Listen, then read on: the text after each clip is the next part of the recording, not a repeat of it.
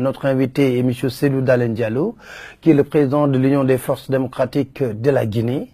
Et si on invite M. Cellou Dalein Diallo, certainement vous devez deviner les raisons, la situation politique qui prévaut dans ce pays, la Guinée-Conakry. M. Cellou Dalein Diallo, merci d'avoir accepté notre invitation. C'est à moi de vous remercier. Merci. Pour me donner l'opportunité de m'adresser à vos nombreux téléspectateurs.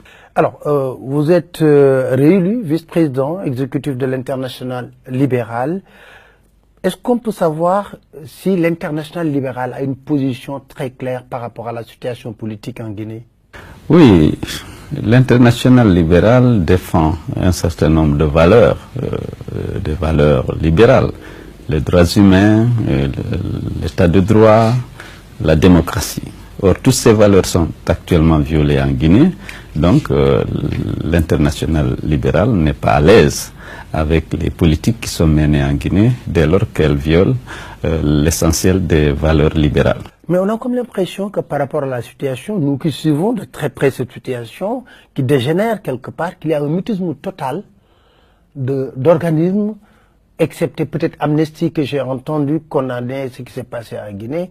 Quelles sont les raisons pour vous? Je n'en connais pas les raisons. Je note simplement qu'il y a un mutisme, un silence de la communauté internationale par rapport aux exactions qui sont actuellement commises en Guinée, par rapport aux assassinats ciblés dont M. Alpha Condé et ce régime se sont rendus coupables ces dernières années. Et je suis peiné de sentir que la Guinée est comme abandonnée par la communauté internationale face aux violations flagrantes des droits humains. Évidemment, on entend que Amnesty International, Human Rights Watch de temps en temps, mais pas les gouvernements, pas les organisations internationales. Est-ce que la Guinée fonctionne en vase clos, quelque part? On a l'impression que, effectivement, que les gens ne s'intéressent pas à ce qui se passe en Guinée. Or, je pense que ça devrait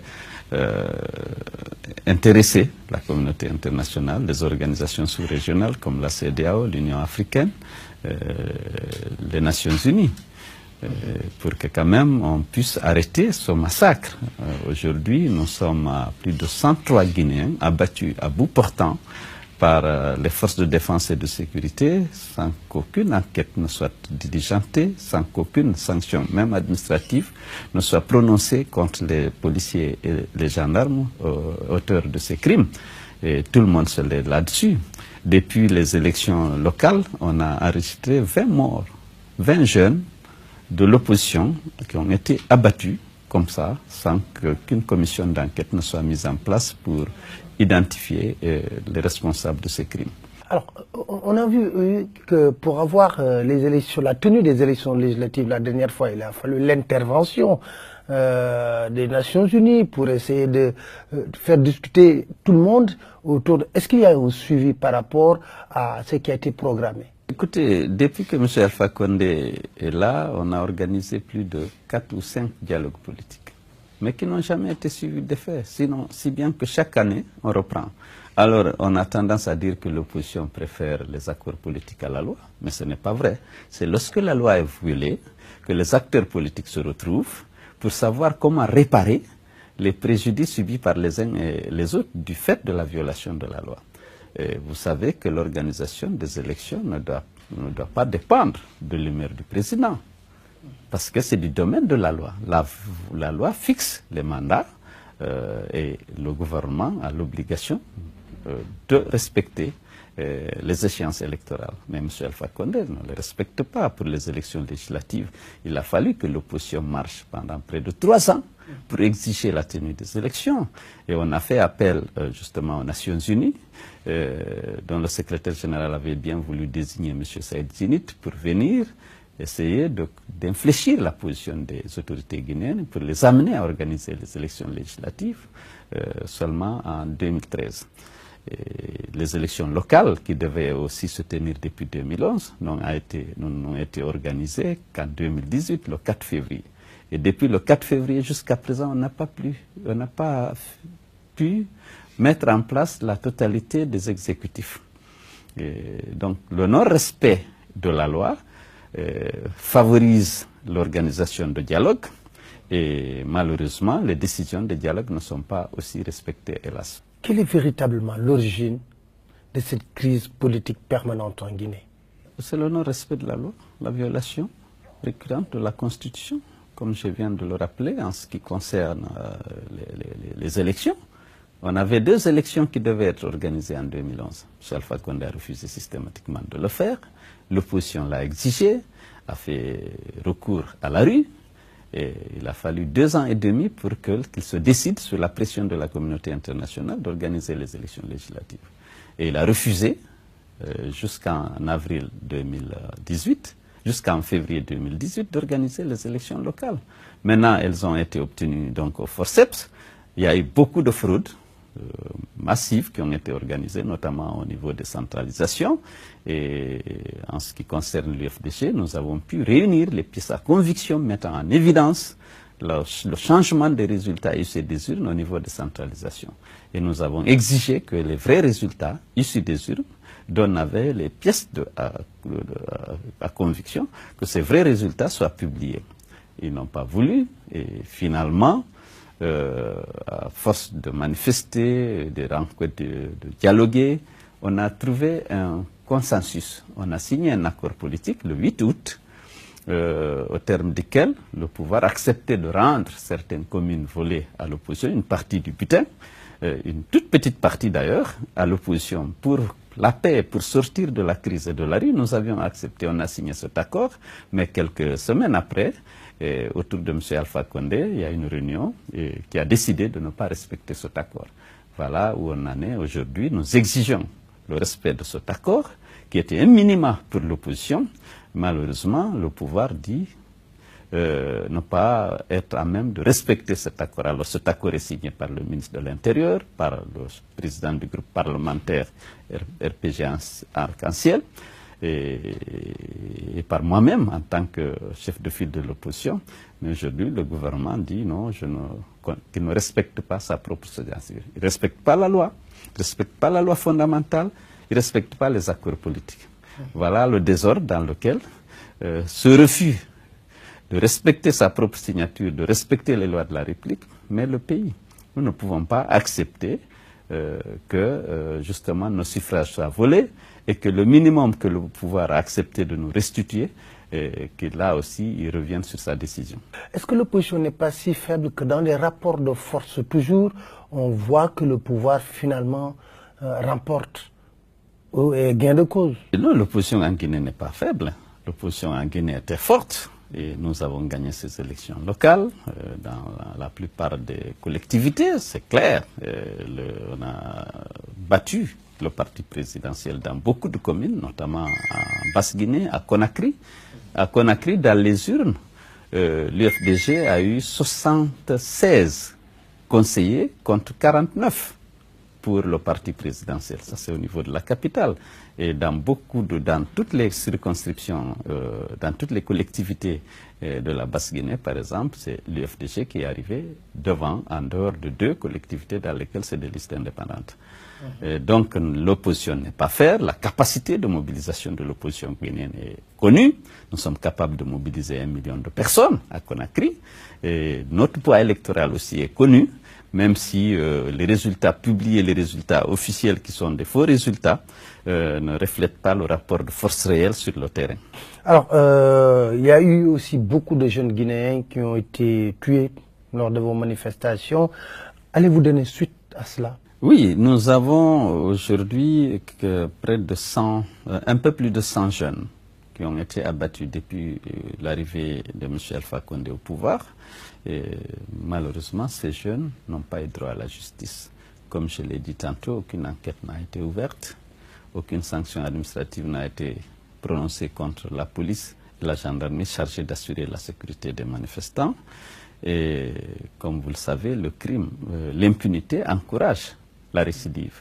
Et c'est pourquoi on continue encore de tirer sur ces jeunes. Et récemment, M. Alpha Condé a pris la décision d'installer des PA militaires dans toute la commune de Ratoma. Et ces militaires se livrent à toutes sortes d'exactions contre la population qui n'a aucun recours. nous allons saisir naturellement les organisations internationales, la justice internationale, puisqu'en Guinée, toutes nos démarches sont restées sans suite. Et c'est inacceptable que le gouvernement continue de se livrer à ces exactions en disant privilégier l'ordre à la loi. Donc nous allons continuer à saisir la justice internationale, à saisir les organisations internationales, la CEDEAO, l'Union africaine, la Commission des Nations Unies sur les droits d'homme et toutes les autres instances susceptibles de défendre la protection des droits humains. Alors, je vous entends toujours dans votre discours dire que pratiquement c'est votre parti qui est ciblé dans ces attaques. Pourquoi vous le dites? Parce que c'est le cas. Vous en avez des preuves? Mais oui, mais la centaine de jeunes militants, de jeunes citoyens guinéens abattus sont à 95-99% des militants de l'UFDG. Et vous avez la liste? On a cette liste. Et vous pensez que vous êtes particulièrement ciblé? Ah, bien entendu. On en parlait d'une tentative d'assassinat lors de votre dernière manifestation. Oui, ça c'est clair. On a tiré sur votre voiture. Oui, bien sûr. Je crois que je vous ai envoyé la vidéo. Vous avez voyé le soldat prendre son arme, viser ma voiture, tirer et courir se réfugier derrière une pick-up agonée parce que des voisins avaient effectivement filmé la scène. Heureusement, Dieu m'a sauvé la vie, mais cet acte visait naturellement à m'éliminer parce que beaucoup de gens, d'extrémistes autour d'Alpha et peut-être lui-même pensent que c'est moi qui l'empêche de travailler par les manifestations. Il a souvent dit quand il fait son premier mandat, il n'a pas travaillé parce que c'est lui a mis les enfants dans la rue. Et beaucoup de gens pensent que peut-être qu'il faut mettre un terme à ma vie, ça pourrait donner la possibilité à M. Alpha Condé de gérer le pays comme il veut. Et vous avez porté plainte? Il y a une enquête qui a été déclenchée, on attend les résultats, mais déjà, bon, on ne fait pas trop d'illusions, parce que le patron de la police a dit que c'est déjà que lui, il pense que c'est un caillou de granit. Mais c'est clair que lorsqu'on regarde les vidéos, puisqu'il y avait des vidéos, on sait que c'est intentionnellement qu'on a visé ma voiture et qu'on a tiré. Ceci dit, on attend les résultats des enquêtes et après, on avisera.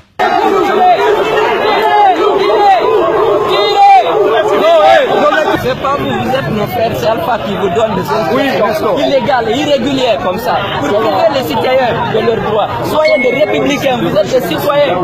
C'est Alpha Condé qui vous instruit de détruire nos vies, de brider nos libertés. C'est un dictateur, il faut le chasser ici. Parce que c'est inacceptable. 97 de vos compatriotes sont tombés sous les balles. Soyez républicains, arrêtez de nous massacrer, arrêtez de nous priver. Vous êtes nos frères, vous êtes nos frères.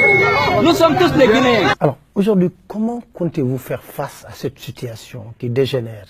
Mais écoutez, je vous ai dit déjà, nous allons saisir les organisations internationales, la justice internationale, et nous profitons aussi de toutes les rencontres que nous avons avec les responsables de la CEDEAO, des Nations Unies. Vous avez vu tout à l'heure ici M. Chambas, nous l'avons expliqué. Les chefs d'État, je rencontre dans certains d'entre eux, je leur explique ce qui prévaut.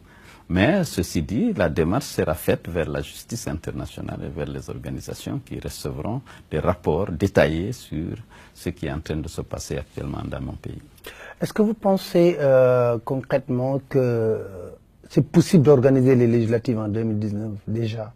Oui, je pense qu'il y a une volonté politique, mais personne ne connaît l'agenda réel de M. Alpha Condé, parce que ce n'est pas la loi qui est importante, c'est sa volonté malheureusement. Parce qu'il n'y a pas de séparation de pouvoir, il n'y a pas d'indépendance des institutions. En Guinée, c'est la volonté de Alpha Condé qui s'impose à tout. Donc s'il veut les organiser, je pense que c'est possible de le faire en 2019. Mais s'il ne veut pas le faire, ça ne se fera pas. On devait organiser les élections législatives les dernières en 2013. En 2011, ils ne voulaient pas, elles n'ont pu être organisées qu'en fin 2013.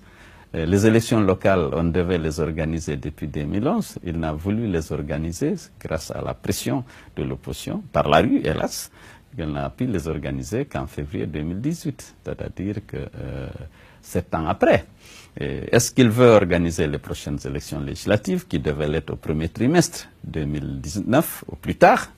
Je n'ai aucun signe, je ne vois aucun signe qui va dans cette direction-là. Alors, est-ce que vous suspectez Alpha Condé de vouloir briguer un troisième mandat? Ce n'est plus une suspicion. M. Alpha Condé veut un troisième mandat. Chaque fois que vous lui posez la question, il s'énerve, il s'attaque aux journalistes. Vous avez vu récemment son interview avec TF5 France 24. Dès qu'on aborde la question du troisième mandat, il devient furieux, il ne se contrôle plus. Sinon, c'est une question simple. M. Youssoufou, le président du Niger, lorsqu'on lui a posé la question, il a dit non, qu'il a prêté serment sur une constitution qui limite les mandats, il respectera son serment et il respectera la constitution. La constitution guinéenne est pour deux Monsieur mandats. Aziz, le président de Mauritanie, s'est exprimé clairement pour dire qu'il ne va pas briguer un autre mandat, qu'il respecte la constitution. M. Alpha Condé, dès que tu lui poses la question, il devient furieux, il demande à ses lieutenants de dire non, il faut laisser M. Alpha Condé finir son travail, il doit achever ses projets, il est utile, il faut faire ceci. Aujourd'hui, on entend partout des sirènes révisionnistes, comme disait le président de la Cour constitutionnelle de Guinée, qu'il a déjà évincé par rapport à cette prise de position contre le tripatouillage de la Constitution. Donc tout le monde aujourd'hui en Guinée est convaincu que M. Alpha Condé veut un troisième mandat. Il veut tripatouiller la Constitution et faire sauter le verrou de la limitation des mandats. Et là, vous êtes déterminé? Ah, bien entendu, nous sommes déterminés à empêcher la violation de la Constitution. Dans cette même Constitution, il y a des dispositions qui disent que les dispositions relatives au nombre et à la durée de mandat ne sont pas modifiables. Alors, M. Alpha Condé, aujourd'hui, il est en train de sévir contre les manifestants, non pas seulement par rapport aux élections locales, mais pour tuer toute velléité de s'opposer à l'idée de la révision constitutionnelle qu'il a envie d'engager. Alors, à ce niveau, est-ce qu'aujourd'hui un dialogue politique est toujours possible en Guinée? Et comment? Écoutez, on a tenu plusieurs dialogues politiques. Le dernier accord, dit du 8 août, c'est dans le cadre du dialogue politique qu'il a été élaboré. Mais ce n'est pas appliqué. Alors finalement, M. Alpha Condé a fini par décrédibiliser le dialogue politique dès lors que les décisions qui en sont issues ne sont pas appliquées. On a tellement de décisions prises de manière consensuelle lors des dialogues politiques qui ne sont pas appliquées. Est-ce qu'il faut aller à un dialogue politique? Vaut mieux d'abord qu'on fasse l'effort d'appliquer les décisions qui sont prises et après, on pourra encore se retrouver pour voir comment aplanir les divergences qui existent et comment se mettre d'accord sur un calendrier électoral, enfin sur un chronogramme d'organisation des élections. On a deux échéances majeures. On a les élections législatives qui devraient avoir lieu en 2019. On a l'élection présidentielle en 2020. Mais quel est l'agenda de M. Alpha Condé en ce qui concerne le troisième mandat? Est-ce qu'il va saisir l'Assemblée? Est-ce qu'il va organiser un référendum? Quand et comment? On n'a aucune idée. Par contre, on sait que la Constitution qu'il souhaite soumettre a été rédigée et c'est dans ses mains. On attend de savoir est-ce que c'est l'Assemblée, est-ce que c'est... Il a déjà rédigé une nouvelle constitution. Oui, ça c'est une rumeur persistante qui fait état de l'existence déjà d'un document qu'il a fait élaborer par ses amis qui pourrait être donc soumis à l'Assemblée ou à la population directement au suffrage universel. En termes de bilan, il dit qu'il a réalisé beaucoup de choses en Guinée, des choses exceptionnelles qu'aucun président guinéen n'a pu faire. Quelle est votre appréciation par rapport à son bilan? Bon, son bilan, ça dépend des domaines. D'abord, prenons sur le plan de la démocratie. Le président est engagé à instaurer une démocratie apaisée. À cet égard, c'est un échec total. Il n'y a pas de démocratie, il n'y a pas d'élection transparente, il n'y a pas de respect du calendrier électoral. En termes de droits humains, le recul est encore plus visible. Je vous ai dit tout à l'heure, par rapport aux manifestations, il n'y a pas que les meurtres commis au moment des manifestations, il y a d'autres. À Zogota, les forces de défense et de sécurité sont arrivées la nuit dans un petit district de Zérékoré, ils ont zigouillé tous les responsables du TIC. Ils les ont égorgés, ils ont tués. Personne n'a entendu parler d'un procès. C'est l'impunité totale. Et lors des manifestations pacifiques aussi, je vous dis qu'on a plus de 100 morts. Aucune enquête, aucune justice, aucune compassion, aucune indemnisation, malgré tous les engagements pris à cet égard par le gouvernement lors des différents dialogues politiques. Donc en termes de droits humains, on dit dire que le pays a plutôt reculé. En termes d'état de droit, du respect de la loi par le président de la République, de la Constitution, c'est l'échec total. Enfin, on n'a jamais eu à cœur d'appliquer et de respecter, de faire respecter la loi conformément au serment qu'il a prêté lors de son investiture. Un plan économique, la corruption qui gangrène le pays est bien connu et dénoncé partout. Les marchés de gré à gré octroyés à des amis du président au cercle, au clan présidentiel, comme on le dit, en légion. Et il n'y a jamais, la Banque mondiale d'ailleurs avait mené un audit qui a mis en évidence que 91% de la commande publique est passée par entente directe avec les entreprises sans appel d'offres. Donc vous voyez, voilà, en termes de gestion économique, même si on a fait des barrages, on a fait parfois au double du prix, parce qu'il n'y a pas eu d'appel d'offres, c'est des marchés de gré à gré. C'est vrai, les barrages comme Caleta a été construit, mais à quel prix? Alors, l'approvisionnement en électricité par le secteur privé, ça aussi c'est lui qui désigne des amis, il leur donne des marchés sans aucune consultation, sans aucun appel à la concurrence. Et tout ça, c'est de la mauvaise gestion. Nous avons besoin en Afrique d'instaurer l'état de droit, l'égalité des chances. L'égalité des chances dans le recrutement dans l'armée, dans le recrutement à la fonction publique, dans l'octroi des marchés publics. Il faut faire un appel à la concurrence pour choisir les meilleurs. Ça améliore la qualité de la dépense publique et ça maintient, justement, ça permet de renforcer ce principe d'égalité des chances des citoyens et des entreprises face à l'État. Et donc, à cet égard aussi, c'est un échec total. Enfin, aujourd'hui, la pauvreté s'est plutôt aggravée. Beaucoup de Guinéens n'arrivent pas à assurer les 2 repas par jour. Le pays est divisé. En termes d'unité nationale, c'est la catastrophe. M. Alpha Condé suscite la stigmatisation ethnique. Il l'entretient à des fins politiques. Et aujourd'hui, la Guinée est plus divisée que jamais.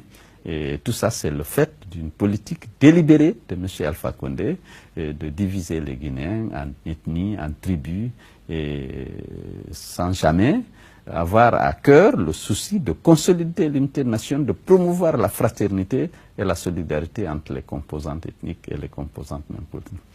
Alors, aujourd'hui, si vous devez lancer un message fort à l'endroit du peuple guinéen, à l'endroit de l'Afrique, d'une manière globale, ce serait quoi?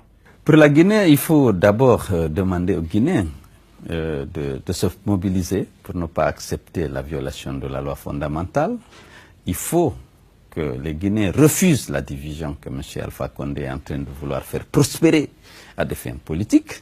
Il faut que les Guinéens acceptent ces faits de Dieu qui sont guinéens par la volonté de Guinée, parce qu'ils sont nés en Guinée, ils doivent exercer partout où ils se trouvent leurs droits. Ils doivent être électeurs, ils doivent être éligibles, ils doivent exercer tous leurs droits, quelle que soit naturellement la région, la préfecture ou la collectivité dans laquelle ils vivent. Il faut que les Guinéens se mobilisent pour lutter contre la corruption, contre la mauvaise gouvernance et surtout contre le tripatouillage du de la Constitution à l'effet d'octroyer un 3e mandat à M. Alpha Condé. Aux Africains, aux organisations internationales, il faut qu'ils regardent ce qui se passe en Guinée. Il ne faut pas qu'ils abandonnent le peuple de Guinée. Il faut qu'ils voient si un certain nombre de normes et de valeurs, notamment au niveau de la CEDEAO, parce qu'il y a un protocole sur la bonne gouvernance et la démocratie. Ce protocole est violé de manière récurrente en Guinée. La CEDEAO devrait naturellement s'assurer que ce protocole est respecté par cet État membre qu'est la République de Guinée. Et même les pays voisins doivent aussi s'intéresser à la Guinée pour savoir quels sont les problèmes et quelles sont les solutions qui peuvent ramener la paix et la confiance dans ce pays, parce que s'il y a des problèmes en Guinée, ça risque de rejaillir sur toute la région ouest-africaine et notamment dans les pays voisins. Monsieur Cellou Dalein Diallo, je vous remercie. Je rappelle que vous êtes le président de l'UFDG et que vous êtes un militant très engagé pour la démocratie et que vous vous battez présentement contre le régime du président Alpha Condé. Je vous remercie, chers téléspectateurs, en vous donnant rendez-vous pour un autre numéro de votre émission.